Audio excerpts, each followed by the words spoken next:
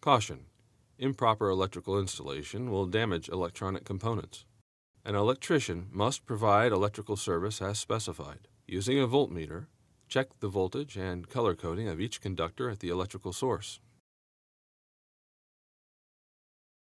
Flush the water line. Securely attach the adapter elbow assembly to the 1/4 inch water supply line.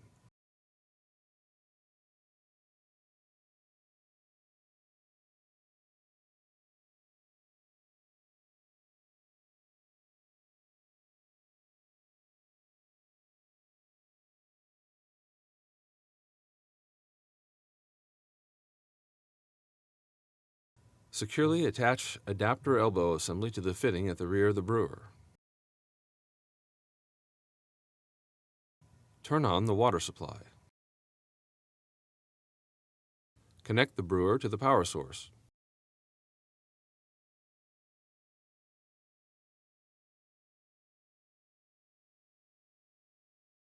Water will flow into the tank and stop when the tank is filled to its capacity. Wait approximately 10 minutes for the water in the tank to heat to the proper temperature. Display will show heating until tank reaches operating temperature. Some water will drip from the brew chamber during this time. This is due to expansion and should not occur thereafter. Place a large empty cup, 10 ounces or more, under the brew chamber. When heated, open door, then close door with switch. Press the large brew switch. Water will flow into the cup. When finished, discard contents of cup. Water volumes and flow settings have been preset at the factory.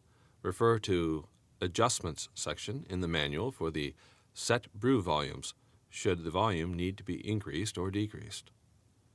The brewer is now ready for use in accordance with the instructions for coffee brewing.